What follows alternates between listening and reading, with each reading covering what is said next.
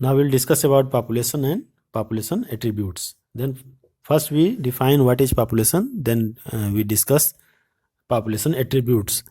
Population क्या चीज़ है इसके बारे में पहले हम लोग समझ लेते हैं.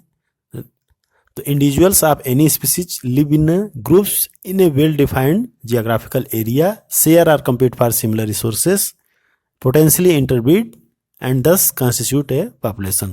तो कहने का मतलब अगर ग्रुप ऑफ इंडिविजुअल्स, ऐसे ग्रुप ऑफ इंडिविजुअल्स को जो कि एक ही जियोग्राफिकल एरिया में रह रहे हों, शेयर या कंपटीशन करते हों सिमिलर रिसोर्सेज के लिए और आपस में पोटेंशियली इंटरब्रीड करते हों, तो ऐसे ग्रुप्स को, ऐसे ग्रुप ऑफ एनिमल्स को, ग्रुप ऑफ इंडिविजुअल्स को हम लोग बोलेंगे पॉपुलेशन. तो पॉपुलेशन का मतलब क्या हुआ कि एक ही एरिया में हो और एक ही रिसोर्सेज पे डिपेंड हो और आपस में इंटरब्रीड भी करते हो, तो ऐसे पॉपुलेशन को हम लोग, ऐसे ग्रुप्स को हम लोग पॉपुलेशन बोलेंगे. जैसे ह्यूमन पॉपुलेशन है, डिफरेंट टाइप की ट्राइबल्स हैं हमारे यहाँ, तो वो किसी एक खास एरिया में रह रहे हैं और आपस में वो इंटरब्रीड भी कर रहे हैं, आपस में उसी एरिया में रह रहे हैं, उसी के रिसोर्सेज का इस्तेमाल कर रहे हैं, तो उनको हम लोग बोलते हैं कि हाँ ये फलाना पॉपुलेशन है, इनकी ट्राइब्स है, जो भी है. तो ट्राइब्स हमारे यहाँ जो है वो पॉपुलेशन का एक बेहतर एग्जाम्पल हम मान सकते हैं. तो इस तरह से ग्रुप ऑफ इंडिविजुअल्स को हम लोग पॉपुलेशन. इसके अलावा और भी बहुत सारे एनिमल्स हैं, प्लांट्स हैं, इनके भी ग्रुप्स को हम लोग पॉपुलेशन कर सकते हैं. अब पॉपुलेशन में ये जरूरी नहीं है कि उसमें सेक्सुअल रिप्रोडक्शन ही हो, ए सेक्सुअल रिप्रोडक्शन भी हो रहा है तब भी उनको हम लोग पॉपुलेशन बोलेंगे. वैसे बहुत सारे प्लांट्स हैं जिनमें ए सेक्सुअल रिप्रोडक्शन होता है, तो सेक्सुअल रिप्रोडक्शन होना ही इसमें ज़रूरी नहीं है. हाँ, ए सेक्सुअल रिप्रोडक्शन के केस में भी हम उनको पॉपुलेशन मानेंगे. और नेचुरल सिलेक्शन जब भी होता है, जैसा कि हम लोग डिस्कस कर चुके हैं पहले भी, कि नेचुरल सिलेक्शन से ही न्यू वैरायटी का या न्यू स्पीसीज का जनरेशन होता है. और तो जो ये हमेशा जो नेचुरल सिलेक्शन होता है वो कोई भी उसमें जिसकी वजह से नए ट्रेड्स का डेवलपमेंट होता है, डिजायर्ड ट्रेड्स का डेवलपमेंट होता है, तो वो हमेशा पॉपुलेशन लेवल पे होता है. कोई भी नया कैरेक्टर, नई चीज़ आती है, नया चेंजिंग होता है, तो वो पॉपुलेशन लेवल पर ही होता है. उसके बाद वो फिर धीरे धीरे और बड़े लेवल पर होता है. तो इस तरह से हम देखते हैं कि population ecology is therefore an important area of ecology because it links ecology to population genetics and evolution. तो इस तरह से जो पॉपुलेशन इकोलॉजी है वो पॉपुलेशन जेनेटिक्स और इवोल्यूशन के लिए एक लिंक होता है, एक बेस होता है उसके लिए. तो पॉपुलेशन जो है वो एक तरह से बेसिक यूनिट हो गई किसी भी जेनेटिक्स और इवोल्यूशन के लिए, किसी भी न्यू कैरेक्टर्स या न्यू ट्रेट के डेवलपमेंट के लिए. इवोल्यूशन आप समझते होंगे, इवोल्यूशन के लिए ये एक बेस की तरह काम करता है, पॉपुलेशन एक यूनिट की तरह काम करता है. अब हम लोग बात करेंगे पॉपुलेशन से रिलेटेड कुछ चीज़ों के बारे में. तो यहाँ पे डेथ एंड बर्थ रेट है. तो डेथ एंड बर्थ रेट का मतलब per capita death and birth, कोई डेथ या बर्थ जो पर कैपिटा कितना हो रहा है उसको हम लोग बर्थ या डेथ रेट बोलते हैं. तो इसमें हम लोग यहाँ पे देखते हैं एक फार्मूला है, डेथ या birth rate equal to change in number upon number of population. तो जितने नंबर में चेंजिंग हो रही है, जो बढ़ या घट रहा है ना, इंक्रीज या डिक्रीज हो रहा है, कि अपॉन या रेशियो उसका number of population, total number of population कितना है, तो उससे हम लोग बर्थ रेट या डेथ रेट निकालते हैं. तो बर्थ रेट का मतलब जितने भी न्यू इंडिविजुअल बर्थ हुई और उसके बाद जो पहले से टोटल नंबर मौजूद हैं, तो उसको अगर हम डिवाइड करेंगे तो हमें आ जाएगा उसका बर्थ रेट. इसी तरह डेथ रेट में जितनी डेथ हुई upon total number of population, तो उससे हमारा मालूम हो जाएगा. तो जैसे कि एक पॉन्ड हो, पॉन्ड के अंदर लोटस हैं, 20 लोटस हैं और उसमें एक साल में 8 लोटस और ऐड हो गए, तो बर्थ रेट उसमें क्या होगी, 8/20 इक्वल टू 0.4 ऑफ स्प्रिंग पर लोटस पर ईयर. ये होगा बर्थ रेट. बर्थ रेट क्या होगा, 0.4 ऑफ स्प्रिंग पर लोटस पर ईयर. एक साल में इतना चेंजेज हुआ, तो रेट जो हुआ वो ये हुआ, 0.4 रेट हुआ इनका. तो इस तरह से डेथ रेट को भी हम काउंट कर सकते हैं. कोई बुक में आपके एग्जांपल दिया हुआ है कि कोई इंडिविजुअल है, जैसे फ्रूट फ्लाई दिया हुआ है, तो उसमें से 40 फ्रूट फ्लाइज हैं जिनमें से कि 4 जो हैं वो डेथ हो गई उनकी. तो जो डेथ रेट अब कितना हुआ, 4/40. तो 0.1 इंडिविजुअल्स पर फ्रूट फ्लाई पर वीक, ये एक वीक के अंदर अगर इतनी डेथ हो जाती है फ्रूट फ्लाई की, 40 में से 4 की डेथ हो जाती है, तो 4/40 या 0.1 इंडिविजुअल्स या 0.1 फ्रूट फ्लाई 0.1 इंडिविजुअल्स पर फ्रूट फ्लाई पर वीक होगा इसका। तो इसी तरह से ये आपका पूरा है रेशियो है, डेथ रेट बर्थ रेट निकाल लेते हैं इस तरह से। और दूसरा इसमें है सेक्स रेशियो, तो मेल और फीमेल का जो रेशियो होता है उसको हम लोग सेक्स रेशियो बोलते हैं, कितने मेल्स हैं कितने फीमेल्स हैं, इस तरह से सेक्स रेशियो निकाला जाता है। तो इसमें अब हम लोग आगे देखते हैं कि जो पॉपुलेशन होती है वो एज ग्रुप के आधार पे अगर हम उनका पिरामिड बनावें तो वो किस तरह से फॉर्मेशन होता है, इसको हम लोग देखते हैं। एज ग्रुप की एज डिस्ट्रीब्यूशन के हिसाब से अगर हम बनाएं तो उससे हमें क्या पता चलता है। तो यहाँ पे हम देखते हैं कि जो ये पिरामिड है या जो रिप्रेजेंटेशन है ये एज के लिए है, तो इसको हम लोग क्या बोलेंगे, एज पिरामिड, ठीक है। तो ये एज के रिगार्डिंग बनाया गया है। ये क्या है इसको हम लोग समझते हैं। तो यहाँ पे दिया है पोस्ट रिप्रोडक्टिव, ऊपर वाला जो है ये पोस्ट रिप्रोडक्टिव है, बीच वाला रिप्रोडक्टिव एज है, और नीचे वाला जो है वो बेस जो है इसका है ये प्री रिप्रोडक्टिव फेज है। तो अगर हमें इस तरह का मिल रहा है, नीचे की तरफ बढ़ रहा है, तो ये एक्सपैंडिंग पोजीशन है। अगर ये इस तरह से मिल रहा है तो ये स्टेबिलिटी वाला शो कर रहा है। अगर ये नीचे की तरफ यहाँ कम है, इसका मतलब ये डिक्लाइनिंग है।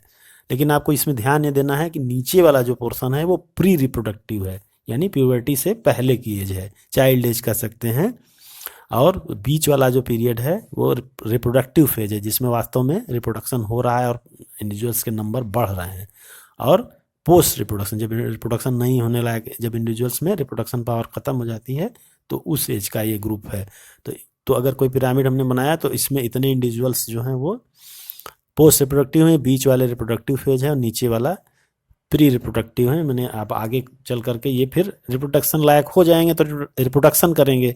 तो पॉपुलेशन के रिगार्डिंग अगर हम इन चीज़ों को समझने की कोशिश करें तो क्या शो करता है। तो अगर कहने का मतलब ये है कि अगर प्री रिप्रोडक्टिव की संख्या ज़्यादा, ये नंबर पिरामिड है एक तरह से, टोटल नंबर ऑफ पॉपुलेशन जो उनकी है उसके हिसाब से इसको बनाया गया है। तो यहाँ पे हम देखें कि प्री रिप्रोडक्टिव फेज में अगर नंबर ऑफ इंडिविजुअल्स ज़्यादा है, उससे कम रिप्रोडक्टिव फेज है और सबसे कम पोस्ट रिप्रोडक्टिव फेज में है, तो इसका मतलब पॉपुलेशन एक्सपैंड हो रही है, पॉपुलेशन बढ़ रही है।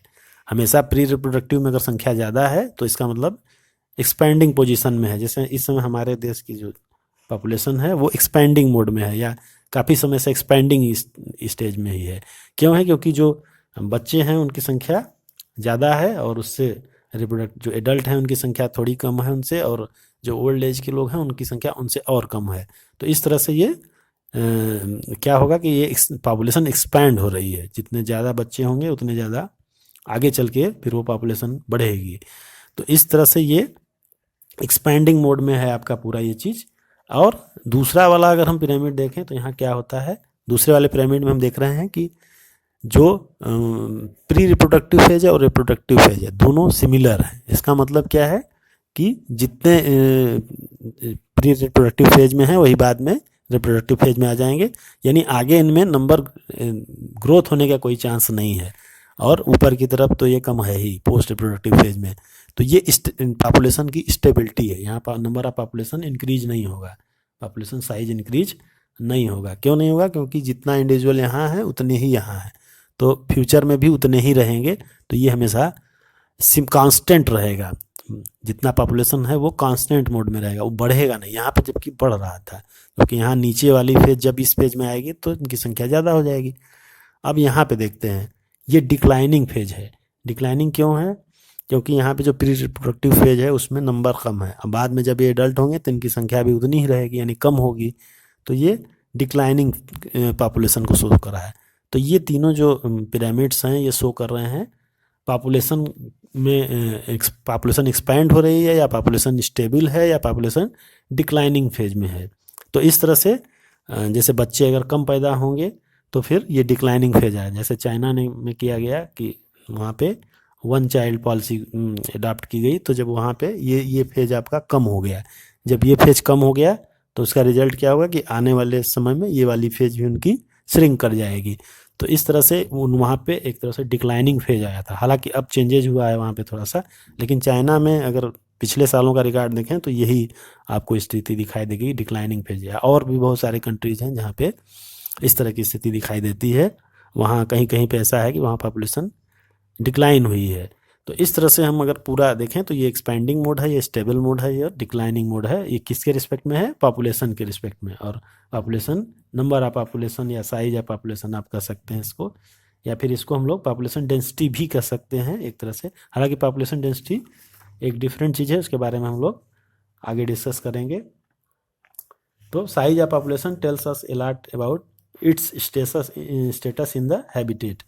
तो कहने का मतलब कि अगर पॉपुलेशन की साइज है, इससे ही हमें पता चलता है कि उनका हैबिटेट के अंदर स्टेटस क्या है। तो जिसकी स्टेटस अच्छी होगी उसकी पॉपुलेशन हमेशा ज़्यादा होगी। यानी एक तरह से सर्वाइवल से इसको हम जोड़ सकते हैं कि जो इंडिविजुअल जितना ज़्यादा सर्वाइवल के लिए फिट है वो उसकी पॉपुलेशन उतना ज़्यादा होगी अदर स्पेसीज के रिस्पेक्ट में। जैसे इस समय ह्यूमन की अगर हम बात करें तो ह्यूमन की पॉपुलेशन ज़्यादा है in respect to other animals. क्यों? क्योंकि वो ज़्यादा फिट हैं, ज़्यादा सर्वाइवल में रेट है, इसलिए उनमें पॉपुलेशन जो उनका साइज है वो ज़्यादा है। तो size in nature could be at low less than 10। जैसे साइबेरियन क्रेन्स जो हैं वो भरतपुर वगैरह में आते हैं वेटलैंड में, उनका पॉपुलेशन डेंसिटी या साइज बहुत कम है, कभी कभी तो लेस देन 10 होता है। हाँ, या फिर साइज की बात करें तो ये मिलियंस में भी हो सकता है। जैसे क्लेमाइडोमोनास इन ए पॉन्ड, अगर क्लेमाइडोमोनास के हम लोग पॉपुलेशन साइज की बात करें, नंबर ऑफ पॉपुलेशन के हिसाब से अगर बात करें तो उसमें मिलियंस में हो सकती है। तो पॉपुलेशन साइज को ही हम लोग टेक्निकली पॉपुलेशन डेंसिटी बोलते हैं। तो ये बेसिकली नंबर के बेसिस पे ही होता है, कितना नंबर किसी भी इंडिविजुअल्स का है उसके बेसिस पे पॉपुलेशन डेंसिटी या पॉपुलेशन साइज हम लोग निकालते हैं। हालांकि ये हमेशा पॉपुलेशन जो है वो नंबर के बेसिस पे काउंट नहीं होती, कभी कभी दूसरे फैक्टर्स भी होते हैं, तो इसलिए उनको भी हम लोग काउंट करते हैं। जैसे कि अगर हम लोग बात करें कि कोई पार्थेनियम का प्लांट है ना, तो उसमें क्या होगा कि अगर एरिया की वाइज देखा जाए तो उसमें पार्थेनियम प्लांट जो अगर एक ही छोटे से पॉन्ड में 200 पार्थेनियम प्लांट हो सकते हैं, या 200 उस एरिया में, पर्टिकुलर एरिया में 200 पार्थेनियम प्लांट हो सकते हैं लैंड के ऊपर। लेकिन अगर वहाँ पे एक सिंगल ह्यूज बनियान ट्री है जिसका काफ़ी फैलाव है, लार्ज कैनोपी है जिसकी, तो वहाँ पे क्या होगा? Stating that population density of banyan is low relative to that of parthenium amounts to understanding. ठीक है।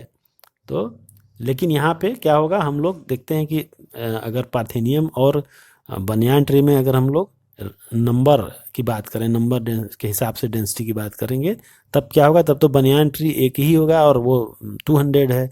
लेकिन अगर हम बायोमास के रिस्पेक्ट में बात करेंगे, ठीक है, तो बायोमास के रिस्पेक्ट में जो टोटल बायोमास है, जितने भी 200 पार्थेनियम प्लांट हैं और एक बनियान ट्री का अगर हम बायोमास लें तो बनियान ट्री का बायोमास ज़्यादा होगा।